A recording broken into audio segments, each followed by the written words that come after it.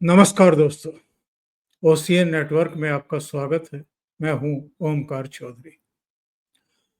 पिछले 7 दिन में अमेरिका के राष्ट्रपति डोनाल्ड ट्रंप 6 बार अपने बयान बदल चुके हैं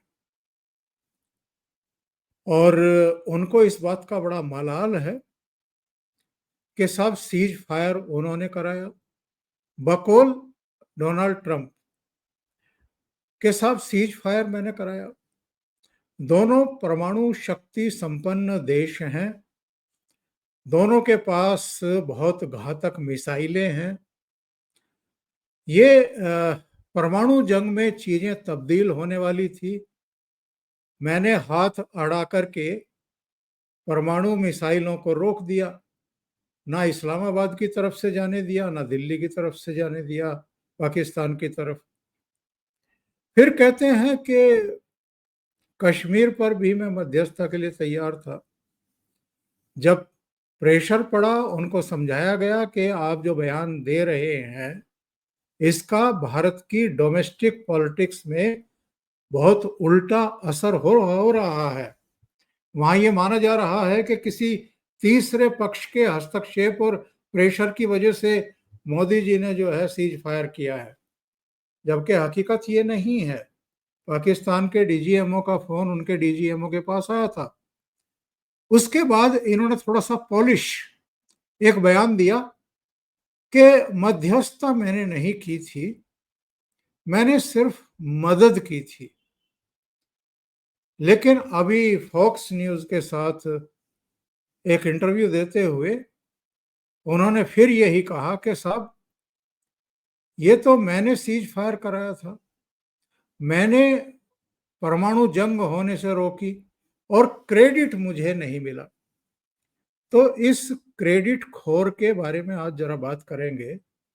ऐसी भी क्या क्रेडिट लेने की होड़ है कि आप जो पेचीदगियां होती हैं इस तरह के मसलों की, उनको आप अनदेखा कर रहे हैं और ये साबित करने की कोशिश पर आमादा हैं कि साहब मैंने ट्रेड ना करने की धमकी दी थी, इसलिए भारत और पाकिस्तान जो है वो तैयार हो गए। मुझे नहीं पता कि पाकिस्तान से अमेरिका का कितना ट्रेड है या पाकिस्तान अमेरिका से कौन से अस्त्र शस्त्र खरीदता है। भारत के पास तो बहुत बड़ा मार्केट है और भारत के पास बहुत कुछ ऐसा है जो निर्यात भी करता है अमेरिका को और वहां से आयात भी करता है। लेकिन दोनों को एक ही पलड़े में रखने की उनकी कोशिश दिखाई दे रही है। बड़ा ताज्जुब होता है। अमेरिका वैसे तो भारत को और प्रधानमंत्री नरेंद्र मोदी को अपना दोस्त बताता है, वो चाहे जो बाइडन हो या इनसे पहले, जो बाइडन से पहले आपके डोनाल्ड ट्रंप ही 4 साल के लिए रहे हों या इनसे पहले बराक ओबामा रहे हों। लेकिन कई बार ऐसी हरकतें अमेरिका की तरफ से होती हैं जिससे लगता है कि भारत को एक उभरती हुई शक्ति के रूप में वो देखना पसंद नहीं कर रहा है, यानी भारत की जो ताकत है उसको पचा नहीं पा रहा है। जिस तरीके से वो चीन के खिलाफ लामबंदी करता है, चीन के बिना उनका काम भी नहीं चल रहा है। इसी तरीके से भारत के बिना भी अमेरिका का काम नहीं चल रहा है। इस पूरे क्षेत्र में उसको भारत की जरूरत है, लेकिन भारत की काट भी करने की कोशिश कर रहा है और चीन के खिलाफ भी वो एक तरीके का ट्रेड युद्ध शुरू कर चुका है। तो आज इन बारीकियों पर जरा चर्चा करेंगे। मेरे साथ दो खास मेहमान जुड़ रहे हैं, उनको जोड़ लेते हैं और उसके बाद चर्चा को आगे बढ़ाते हैं। मेरे साथ धीरेन्द्र पुंडीर दिल्ली से जुड़ गए हैं और धीरेन्द्र जी बहुत स्वागत है आपका। और लखनऊ से जुड़ गए हैं नमस्कार। धीरेन्द्र जी, मैं आपके पास ही आता हूं। आज पहले ये बताइए कि डोनाल्ड ट्रंप के मन में चल क्या रहा है, वो क्रेडिट क्यों लेने के भूखे दिखाई दे रहे हैं। और नंबर 2, क्या भारत जो एक उभरती हुई ताकत है और उसने पाकिस्तान को सबक सिखा करके उसके 11 एयरबेस को तबाह करके और चीन द्वारा प्रदत्त रडार और दूसरे उपकरणों को ध्वस्त करके ये साबित भी कर दिया है कि हमारी क्षमता कितनी है, पावर कितनी है, और हम अब किसी सुपर पावर से कम नहीं है। तो डोनाल्ड ट्रंप क्या इसको पचा नहीं पा रहे हैं?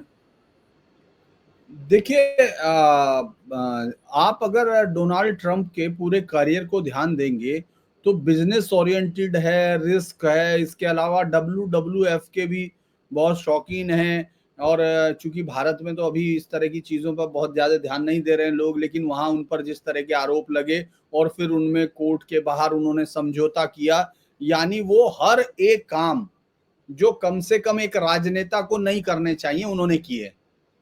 वो इसमें कोई उनके लिए ये नई चीज नहीं, तो लिहाजा वो जानते हैं कि अपने को आगे रख के बॉलस्ट्रिंग करके अपने आप को बड़ा दिखा के, यही बिजनेस का उसूल है, यही उन्होंने जिस तरह के धंधे किए उन सब का उसूल है, और जिस तरह की उनकी स्टाइल है वो एक हिस्सा है। और अभी हिंदुस्तान की तो बात ये फिर भी है, क्योंकि हमसे तो अभी हम तो उनसे अभी इसी मामले में टकरा गए हैं कि भाई पाकिस्तान और हिंदुस्तान के बीच में उन्होंने जो है बिना बात के अपने आप को जो है चौधरी बन के दिखाने की कोशिश की है। और उसके बाद उन्होंने फिर ये भी कह दिया, 6वीं बार में तो उन्होंने कहा था कि भाई हमने सीधे तौर पर कोई मध्यस्थता नहीं कराई है, हमने दोनों के लिए बातचीत की, तो वो बहुत सारे देशों ने की है। अब फिर उन्होंने कहा कि इतना बड़ा मैंने ये किया लेकिन मुझे उसका श्रेय कभी नहीं मिलेगा। तो बेसिकली ट्रंप जिस तरह की बयानबाजी और जिस तरह का वो बिहेव शो कर रहे हैं, वो हिंदुस्तान के लिए शायद कम इस समय खतरे का संकेत चलिए है, क्योंकि हम लोग इस समय उसमें हैं, लेकिन वो अमेरिका में ज्यादा उन पर सवाल खड़ा कर रहा है, क्योंकि जो शुरुआत उन्होंने की थी उससे ज्यादा मुश्किलात अब उनके सामने आ रहे हैं। उनको साबित करना है, आपने जब वोट लिए थे तो वोट तो आपको दे दिए गए, अब आपको जिन बातों पर आपने वोट लिया था उनको एक एक करके साबित करना है। ये बात जरूर है, चूंकि आपको ये इजी लग रहा था क्योंकि 20% पूरी दुनिया की इकोनॉमी आपके आप गवर्न करते हैं, आप ही कंट्रोल करते हैं, तो लिहाजा ये उनको लग रहा था कि ये उनके लिए बहुत इजी वॉक होगा, केक वॉक होगा। लेकिन उनको एक एक चीज, चाहे वो यूक्रेन रूस का मसला हो जो सबसे पहला मसला था, वो नहीं हल हो पाया। उसके बाद गाजा को लेके याद होगा उन्होंने कहा था शनिवार तक, मतलब मैं अभी शपथ लूंगा और शनिवार तक सारे बंधक रिहा हो जाएंगे, तो वो भी नहीं हुए हैं।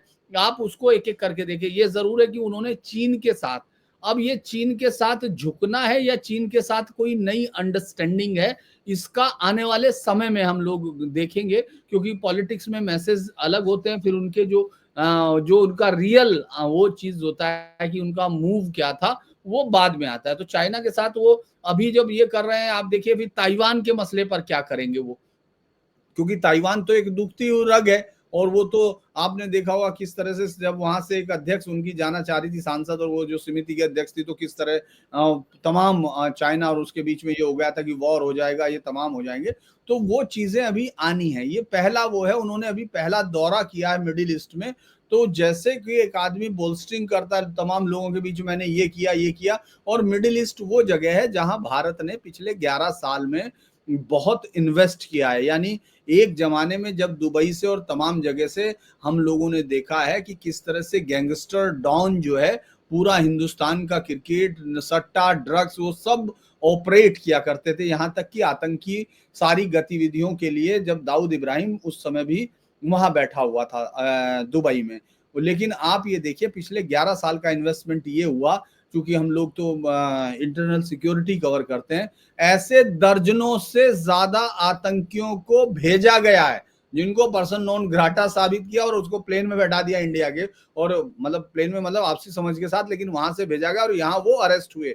बड़े बड़े लोग, मतलब कोई वो नहीं, अबू जुंडल जैसे लोगों को लाया गया, ये सोचा नहीं जा सकता था। जबुद्दीन अंसारी जो 2009 जो 26/11 का मुख्य जो आदमी उनको बता रहा था कहाँ कहाँ इधर से जाना, और मेन उनके कराची के वॉर रूम में था हिंदुस्तान का ये आतंकी, चूंकि सबसे बड़ा आतंकी वही मैं मानता हूं, क्योंकि उसने इतने बड़े ऑपरेशन में वो किया था, तो उसको भी दिया गया। तो उस मिडिल ईस्ट में उन्होंने ये जाकर अपनी वो चीज दिखाने की कोशिश की, क्योंकि देखिए $100 बिलियन से ज्यादा का इन्वेस्टमेंट सऊदी ने कहा था। इसके अलावा एक बड़ा रिजर्व वो हिंदुस्तान के लिए बनाने को तैयार हो गए थे, ऑयल रिजर्व। तो ये बड़ी हो सकती थी बातें, उस पर चेक करना, फिर उसके बाद अपनी पॉलिटिक्स को वो करना, और दूसरा पाकिस्तान को ये भरोसा दिलाना कि अब जो आगे आने वाली वॉर होगी उसमें तुम हमारे एक जो पिट्ठू होता है उसकी तरह दोबारा काम करोगे।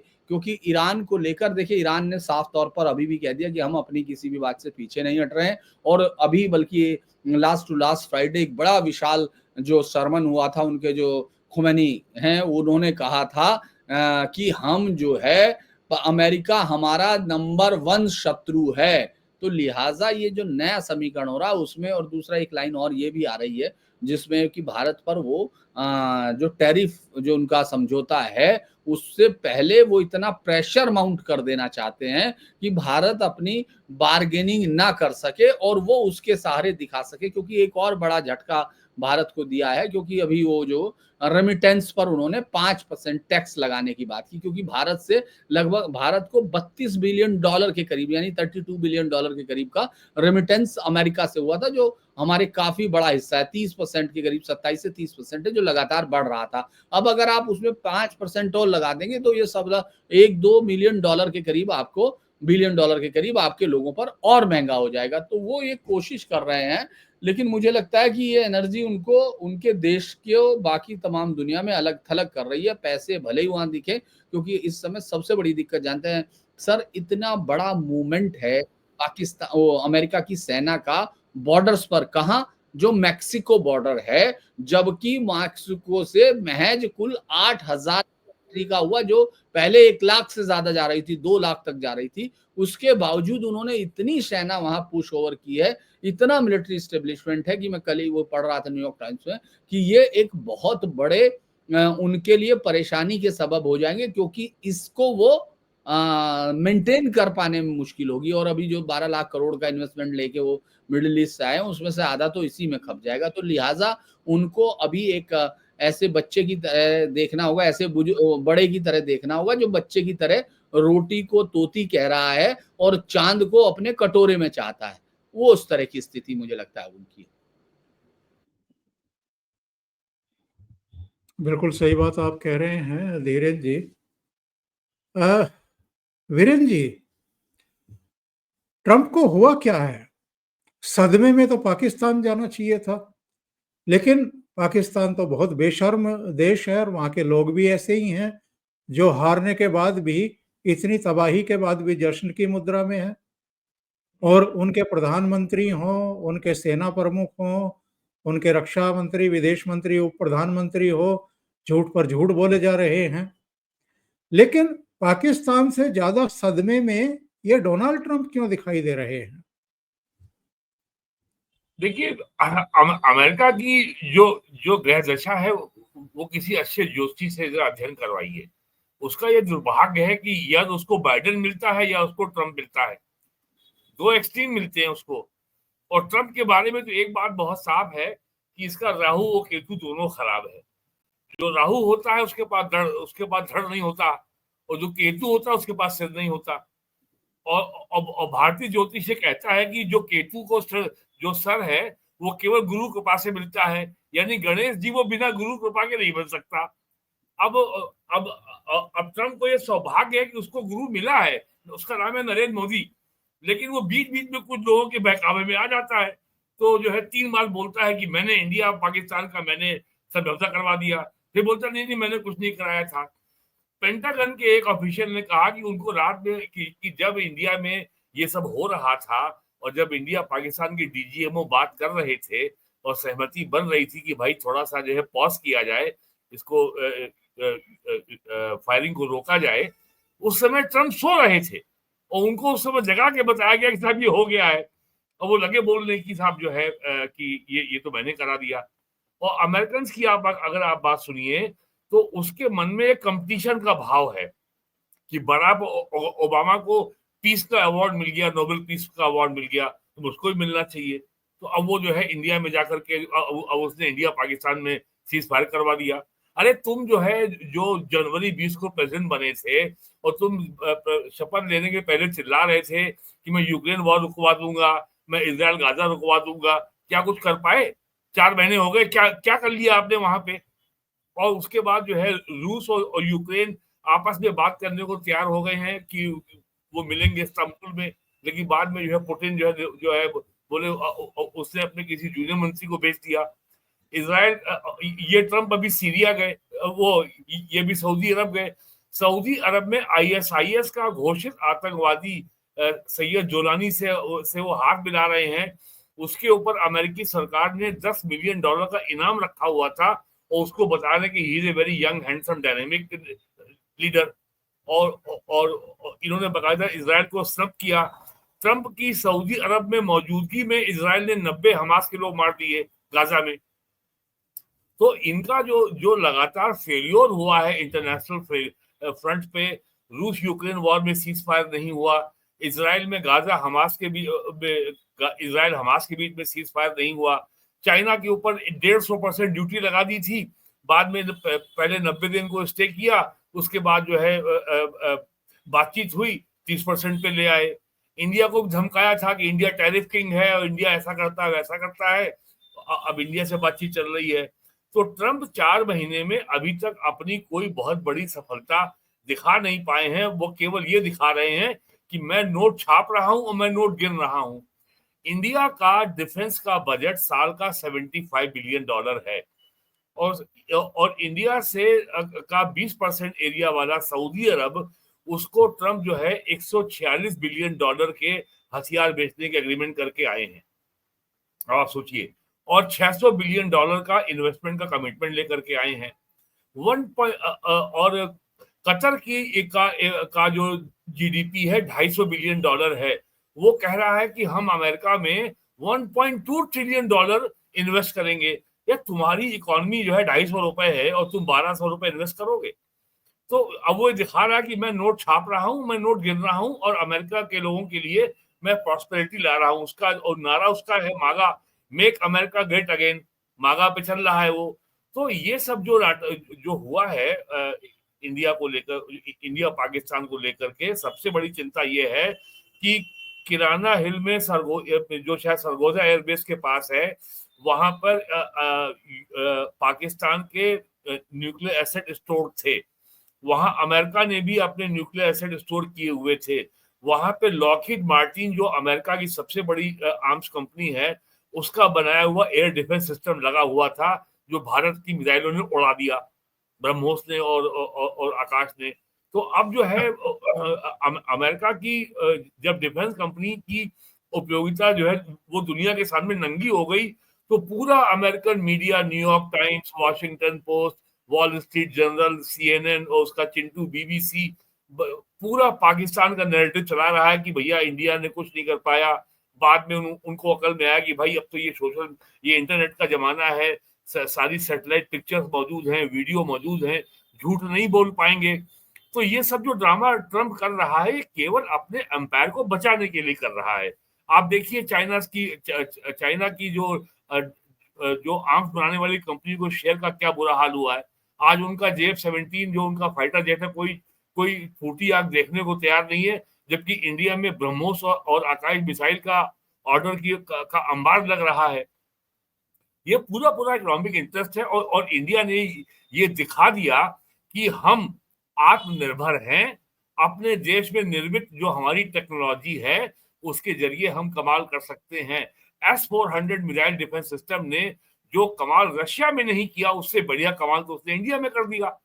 तो इंडिया ने जिस तरीके, जितनी सफाई से, जितने सटीक से और जितने अचूक निशाने से, जितने प्रिसीशन स्ट्राइक किए हैं, सबसे जो जो जो अचूक निशाना लगाया है, वो लगाया है बहावलपुर में जैश ए मोहम्मद, जो मौलाना मसूद अजहर का जो हेडक्वार्टर था, बगल वाले घर में था, वो बच गया, उसके परिवार के 14 आदमी मर गए।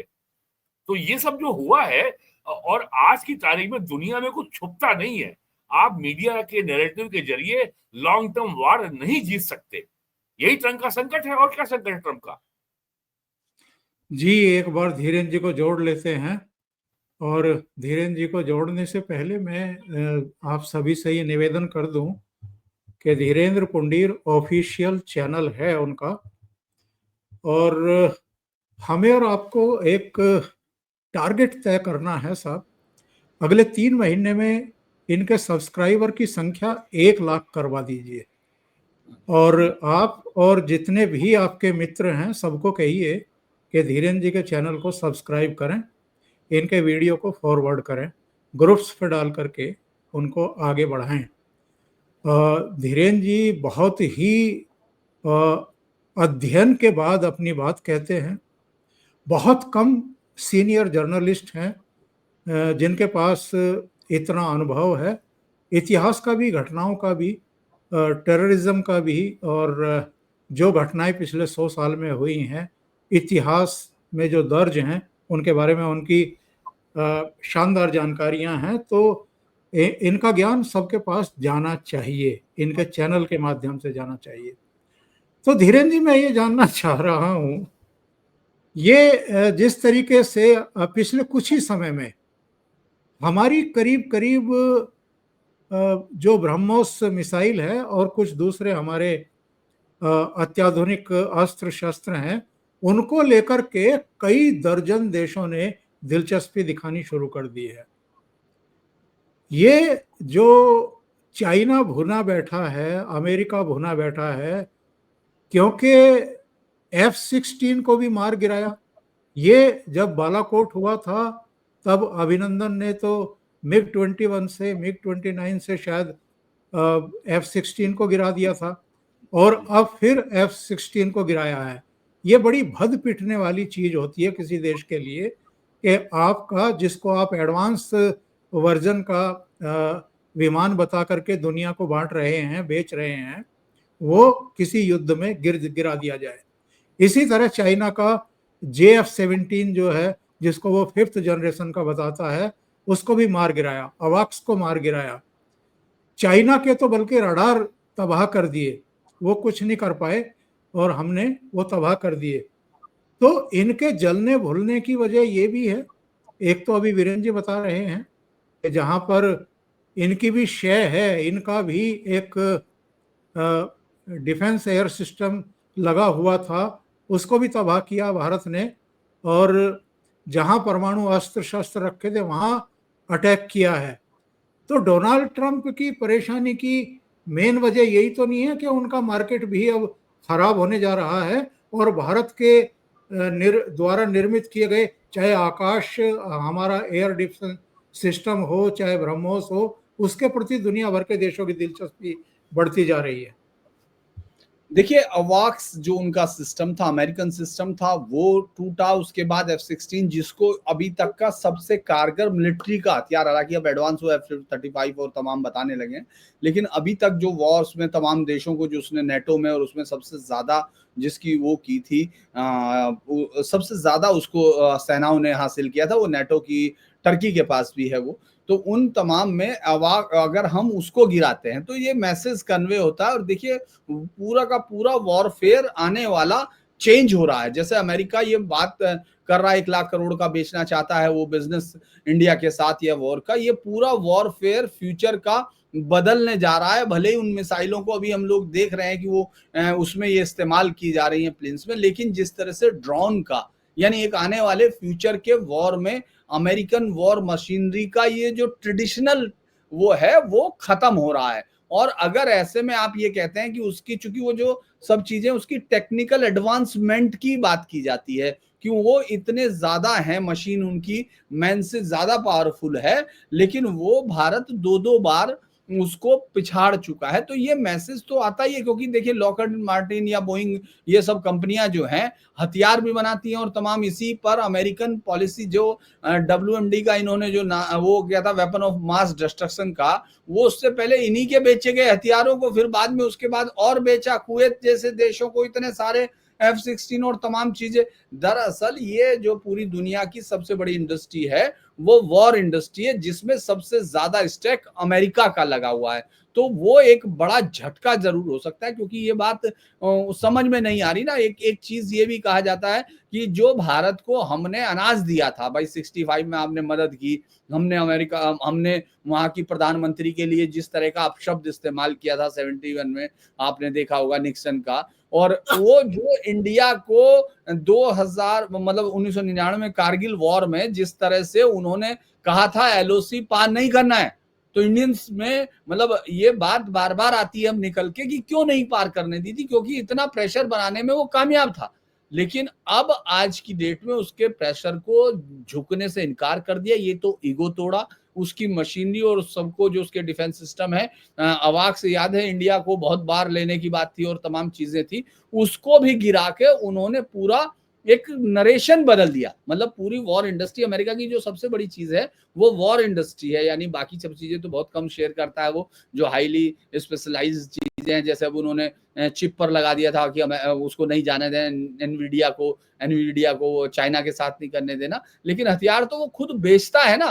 तो जो चीज बेचती है आपने वो खराब बता दिया। अगर कोई बहुत दावे के साथ कह रहा कि आप मेरे आम खरीद लिए, आपने कहा तो बहुत कट्टे हैं, नहीं आओ तो मेरे पास रखा हुआ है, खा के देख लो, वहां फेंक रखे हैं मैंने, तो उसके बाद तो वो उसका आम बिकेगा नहीं ना। तो और उस पर बहुत ज्यादा हजारों नौकरियां मिलती हैं उनको इसी तरह से उनकी, और वो नौकरियों की लड़ाई लड़ रहे हैं ट्रंप। मुझे लगता है ये एक बड़ा फैसला था जिसकी वजह से वो एक ईगो को ठेस लगी, दूसरा धंधे पे भी लग रही है। तो दोनों चीजों का मिला जुला रख देख रहे हैं, और बच्चे की तरह जिद पकड़े बैठे हैं कि मुझे चांद चाहिए, मुझे चांद चाहिए। तो चांद तो नीचे आना नहीं है, तो वही उनकी दिक्कत मुझे लगता है सर ये है। मैं और धीरे सी है अमेरिका हाँ के पॉलिटिकल सिस्टम में जो जो जो मनी लॉन्ड्रिंग है वो भी इन्हीं बड़ी बड़ी आर्म्स कंपनी के माध्यम से होती है। और ये हर अमेरिकी इलेक्शन के कैंपेन में बिलियंस ऑफ डॉलर ये पंप इन करते हैं हर 4 साल में, यही कंपनियों के लोग। अब मुझे निकलना होगा सर, मैं उस पर जाता हूँ। जी धन्यवाद धीरेन्द्र जी, जी धीरेन्द्र जी को अभी अपने चैनल पे लाइव करना है। जी धीरेन्द्र जी, सर धन्यवाद, बहुत धन्यवाद आपका जुड़ने के लिए, थैंक यू सो मच। जी वीरेंद्र जी, आप अपनी बात पूरी कर सकते हैं। मैं कह अमेरिका का जो पॉलिटिकल सिस्टम है उसमें मनी लॉन्ड्रिंग बहुत ही इंस्टीट्यूशनलाइज्ड है, बड़ी सिस्टमेटिक है। अमेरिका में जो तमाम थिंक टैंक चलते हैं जो जो पूरे दुनिया में ये लोगों को सलाह देते हैं और ये वॉर्स करवाते हैं और पूरे दुनिया में ये ग्रांट्स बांटते हैं अपने अपने ये अमेरिकन इंटरेस्ट को सर्व करने के लिए, हथियार को बेचने के लिए, वॉर का ग्राउंड क्रिएट करने के लिए। ये बात जो है ये पूरा तंत्र है इनका।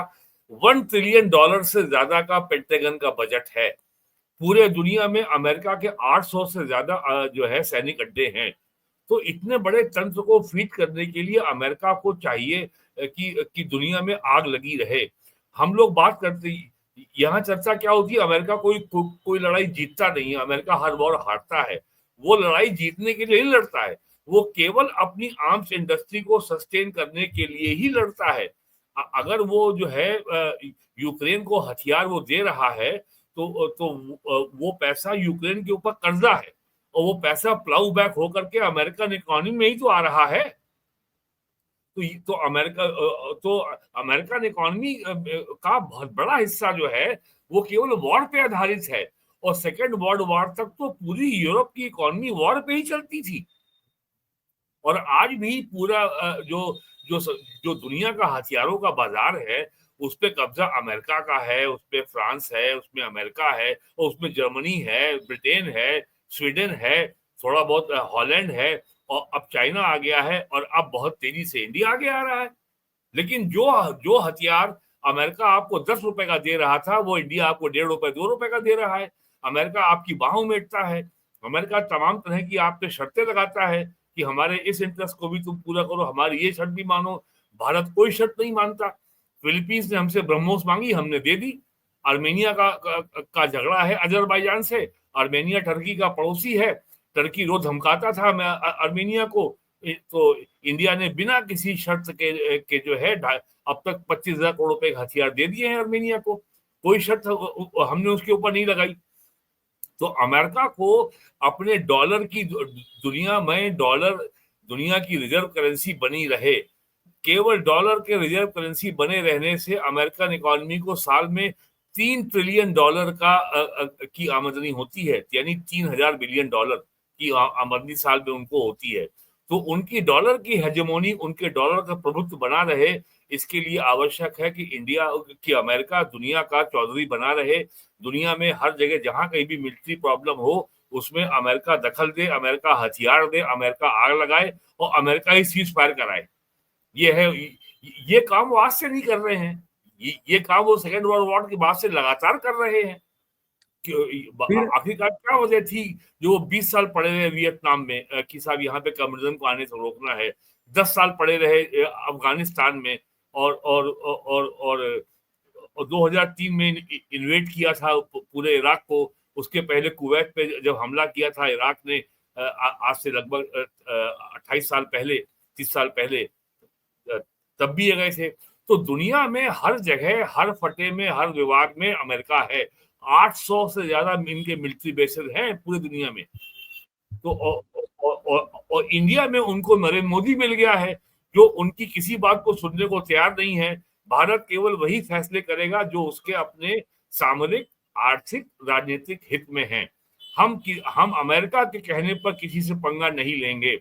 हमने अगर क्वाड ज्वाइन किया है तो क्वाड में हम जो हमारे हित में होगा हम वही करेंगे। अमेरिकन इंटरेस्ट के लिए हम चाइना को खरी खोटी नहीं सुनाएंगे। अमेरिका के हित पूरे करने के लिए हम चाइना से नहीं भिड़ेंगे। हम चाइना से तभी भिड़ेंगे जब हमारे लिए आवश्यक होगा। तो इन्होंने तो हम पर ये प्रेशर भी बनाने की कोशिश की थी। इन्होंने तो ये भी कोशिश की थी ना कि अगर सोवियत संघ और यूक्रेन के बीच में युद्ध हो रहा है तो हम वहां से ईंधन खरीदना बंद कर दें। हमने मना कर दिया। एस जयशंकर ने साफ कह दिया कि यूरोप और अमेरिका हमें ज्ञान ना दें। यूरोपियन कंट्रीज जो हैं वो एक दिन में दोपहर तक ही उतना ईंधन खरीद लेते हैं रूस से जितना हम महीने भर का अपना जरूरत का खरीदते हैं। तो यूरोपियन कंट्रीज हमें ज्ञान ना दें। मैं एक और बात पूछना चाहता हूं। एक तो भारत ने स्पष्ट कर दिया है कि भाई अगर पाकिस्तान से बातचीत होगी तो दो ही मुद्दों पे होगी। एक तो आतंकवाद पे होगी, आतंकी ठिकाने खत्म करिए अपने यहाँ से, और दूसरी बातचीत जो है वो पीओके को खाली कराने के लिए होगी। कोई तीसरा विषय है नहीं।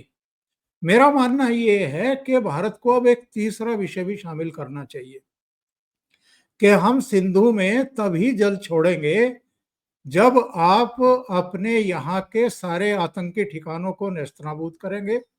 जितने वांछित आतंकवादी हैं हमारे यहाँ के, या तो उनको वहीं खत्म करो या हमारे हवाले करो, और नंबर 2 जो परमाणु ठिकाने हैं आपके उनको भी खत्म करो। देखिए ऐसा है, भारत की मिलिट्री डॉक्ट्रिन में, भारत की मिलिट्री रणनीति में एक बहुत ही मूलभूत परिवर्तन आ चुका है। वो ये है कि अगर हमारे देश में एक भी आतंकवादी हमला होगा तो भारत इसे युद्ध मानेगा। It will be an act of war. इसका मतलब, और यही स्ट्रैटेजी इजराइल की हमास के खिलाफ है। यानी अब भारत ने पाकिस्तान का जो स्तर है वो हमास के बराबर का कर दिया है कि that you are a terrorist state, कि आपने अगर हरकत की तो हम ये कार्रवाई करेंगे। दूसरा, पाकिस्तान ये कह रहा है कि आपने अगर इंडस वाटर ट्रीटी को सस्पेंड किया, उसके ऑपरेशन को रोका, it will be an act of war. यानी दोनों देशों की ओर से एक अपने अपने स्टैंड खड़े कर लिए गए, एक्ट ऑफ वॉर कर दिया गया है। अब जब आगे इस पे वार्ता होगी तो उसमें खाली पीओके की बात नहीं होगी, अब ये भी होगा कि Pakistan has to be declared as a denuclearised zone. Pakistan के न्यूक्लियर हथियारों से उसको जो है अब हाथ धोना होगा। या तो वो किसी तीसरे देश में जाए, लेकिन या किसी थर्ड पार्टी का उस पर कंट्रोल रहे। पाकिस्तान की पहचान अब दुनिया में एज ए न्यूक्लियर स्टेट नहीं होगी। और जितना और हम ऑपरेशन सिंदूर के दौरान जिस तरीके से पाकिस्तान के न्यूक्लियर एसेट कॉम्प्रोमाइज हुए हैं, जिस तरीके से उस अड्डे को चोट पहुंची है, आज की तारीख में पाकिस्तान अपने न्यूक्लियर एसेट को इस्तेमाल करने की, भारत के खिलाफ प्रयोग करने की स्थिति में नहीं है। तो ये अब आगे बात चलेगी, तो अब जो है इंडिया बहुत ही पोजीशन ऑफ स्ट्रेंथ से बात करेगा। पाकिस्तान के बारे में एक बात जो बहुत चर्चा में नहीं आती, जो लोगों को जाननी चाहिए, कि पाकिस्तान तो इस्लाम के नाम पर खाली हंगामा करता है, उसका इस्लाम से कोई लेना देना नहीं है। ये तो मुनाफिक मुल्क है, बल्कि ये तो मुशरिक मुसलमानों का मुल्क है। पाकिस्तान यूरोप की, अमेरिका की, वेस्टर्न पावर की एक प्रॉक्सी है, एक उनका मोहरा है, जिसको उन्होंने लगा रखा है कि तुम इंडिया और चाइना दोनों को परेशान करो। पाकिस्तान का इस्तेमाल अमेरिका करता है कि हम पाकिस्तान में लिसनिंग पोस्ट बनाएंगे ताकि चाइना के ऊपर हम निगाह रख सकें। इंडिया के ऊपर पाकिस्तान का इस्तेमाल वो करता है कि इंडिया को वॉर में, आतंकवाद में उलझाए रखो। यही काम अब चाइना भी कर रहा है। 2025 में नरेंद्र मोदी गवर्नमेंट ने ये साफ कर दिया कि चाहे पाकिस्तान को जो अमेरिका हमारे खिलाफ इस्तेमाल करता है, हम पाकिस्तान की इस उपयोगिता को समाप्त कर देंगे। यानी अगर अब आप हमारे यहाँ अगर आतंकवाद फैलाओगे तो उसकी कॉस्ट भी है और कॉन्सिक्वेंस भी है, उसकी लागत भी अदा करनी पड़ेगी और उसके दुष्परिणाम भी भुगतने पड़ेंगे आपको। ये शुरुआत अब हो गई है और लोगों को ये समझना चाहिए, युद्ध कोई खेल नहीं है, पीओके वापस लाना कोई खेल नहीं है। पीओके वापस ले आएंगे और उसकी 50 लाख आबादी, जो उसकी इतनी जिहादी, रेडिकलाइज और कट्टर मुसलमान आबादी का आप क्या करेंगे? पीओके लेकर के आप करेंगे क्या? सही। तो जरा उसके ऊपर लोगों को ठंडे दिमाग से सोचना चाहिए। उससे अच्छा तो है गिलगिट बाल्टिस्तान जी। तो पाकिस्तान की जो ये उपयोगिता पिछले 78 सालों से वेस्ट के लिए बनी हुई है कि इंडिया की फिंगरिंग करने के लिए, उंगली करने के लिए, परेशान करने के लिए हम पाकिस्तान का इस्तेमाल करेंगे ताकि इंडिया के 200-400 बिलियन डॉलर आतंकवाद से लड़ने में और छोटी मोटी लो इंटेंसिटी कॉन्फ्लिक्ट लड़ने में हर साल खर्च होते रहें और इंडिया अपना जो एक्चुअल जो डेवलपमेंट का पोटेंशियल है उसको अचीव ना कर पाए। आपको याद होगा ज़ियाउल हक के जमाने में एक फिलॉसफी थी पाकिस्तान की, we will bleed India with 1000 cuts. आज उल्टा हो रहा है। आज पाकिस्तान को मुसलमान ही इतने कष्ट दे रहे हैं कि पाकिस्तान के शरीर के कोने कोने से खून निकल रहा है, बलूचिस्तान में से उसको घाव मिल रहे हैं, उसको पठानों से, खैबर पख्तूनख्वा से घाव मिल रहे हैं और वो कुछ कर नहीं पा रहा है। तो भारत ने इतिहास को बदलने का जो ऑपरेशन सिंदूर शुरू किया था कि पाकिस्तान की भारत को परेशान करने के टूल के रूप में जो अमेरिका इस्तेमाल करता है वो अब नहीं चलने दिया जाएगा। यही सबसे बड़ी परेशानी है डोनाल्ड ट्रंप की और अमेरिका की। और अब इंडिया पाकिस्तान कॉन्फ्लिक्ट के चलते अमेरिकी हथियारों का बाजार भारत नहीं है। भारत को जो जरूरत है वो आप हमको दीजिए, हमारी शर्तों पे दीजिए, तो हम बात करेंगे। अभी जब प्राइम मिनिस्टर अमेरिका गए थे, अमेरिका ने कहा कि हम इंडिया को F-16 देंगे, भारत ने उसको देखा तक नहीं कि ये कूड़ा हमें नहीं चाहिए, आपको देना है तो F-35 दीजिए, लेकिन शर्तों के साथ मत दीजिए। हम शर्त नहीं मानेंगे। ये नहीं है कि आप हमको ये बताएं कि इस फाइटर जेट का आप कहाँ इस्तेमाल करेंगे, यहाँ करेंगे तो हम इसकी की लॉक कर देंगे, उसको आप ऑपरेट नहीं कर पाएंगे। ये शर्तें हमको मंजूर नहीं है। तो ये असली चीज है कि पाकिस्तान और बांग्लादेश का जो प्रयोग हो रहा था, मोहम्मद यूनुस को इसीलिए बिठाया गया है कि इंडिया के नॉर्थ ईस्ट के इलाके को आप डिस्टेबलाइज करिए। और उसने खुल के कहा भी है ये कि हम तो बे ऑफ बंगाल के गार्जियन हैं। आप देखिएगा कि ऑपरेशन सिंदूर के बाद बहुत जल्दी आपको बड़ी खबर सुनने को मिलेगी। चिटगांव और रंगपुर में बांग्लादेश बहुत बयान दे चुका है कि इंडिया का चिकन नेक सिलीगुड़ी में हम काट दें तो उसका नॉर्थ ईस्ट से संबंध टूट जाएगा। अब उनका जो चिकन लेग है चिटगांव और रंगपुर, कहीं वो उनके हाथ से ना निकल जाए। ये घटना हमें कुछ महीने में सुनने को मिल सकती है। वीरेंद्र जी, बहुत बहुत धन्यवाद आपका जुड़ने के लिए, और धीरेन्द्र पुंडीर जी का भी। आप दोनों ने जुड़ करके इस महत्वपूर्ण मुद्दे पर चर्चा की। Thank you so much. धन्यवाद सर।